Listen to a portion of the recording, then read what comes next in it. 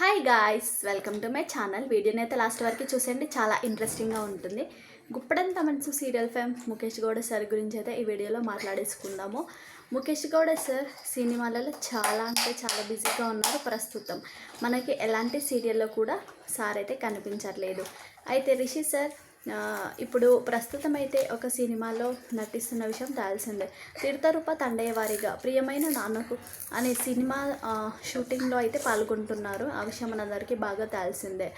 అయితే సార్ ఆ సినిమాలో పాల్గొంటున్నందువలన ఎలాంటి సీరియల్స్ అయితే ప్రస్తుతం అయితే చేయట్లేదు. సినిమా షూటింగ్లలో సార్ అయితే రెగ్యులర్గా పాల్గొంటున్నారు. సినిమా షూటింగ్ కూడా శరవేగంగా జరిగిపోతుందన్నమాట. ప్రేక్షకుల ముందుకి కూడా అతి త్వరలో రాబోతుంది.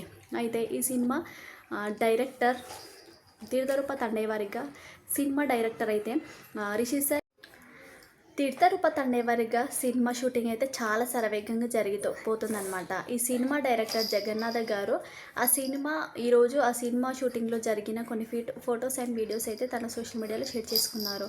అదేవిధంగా రిషి సార్ కూడా అదే వీడియోని తన ఇన్స్టాగ్రామ్ స్టోరీస్లో అయితే షేర్ చేసుకోవడం జరిగిందనమాట. అదేంటంటే సార్ ఒక అడవిలో జిప్లో వెళ్తుంటారు. కెమెరా అయితే జిప్కి ఫ్రంట్ అయితే పెట్టేశారనమాట. సార్ అయితే అలా జిప్లో వెళ్తుంటారు.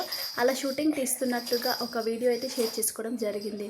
దీన్ని బట్టి మనకి ఏమర్థమవుతుంది, షూట్ అనేది చాలా స్పీడ్గా జరుగుతుంది, ఎలాంటి గ్యాప్స్ అయితే లేవన్నమాట. షూటింగ్ ఎలాగో త్వరగానే కంప్లీట్ అవ్వబోతుంది కాబట్టి అతి త్వరలో సార్ అయితే మనకైతే బిగ్ స్క్రీన్ పైన కనిపించబోతున్నాడు.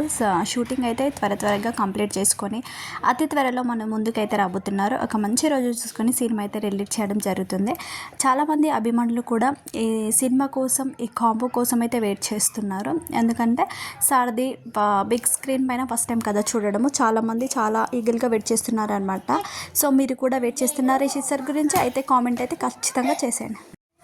రిషి సార్ మూవీస్లోకి వెళ్ళడంపై మీ అభిప్రాయం ఏంటో, సార్ సీరియల్లో ఉన్నప్పుడు బాగుందా, సినిమాకి వెళ్ళిన తర్వాత బాగుందా, మీ అభిప్రాయం ఏంటో కామెంట్ సెక్షన్లో కామెంట్స్ అయితే ఖచ్చితంగా చేయండి. మీకు వీడియో నచ్చితే లైక్ చేయండి, షేర్ చేయండి.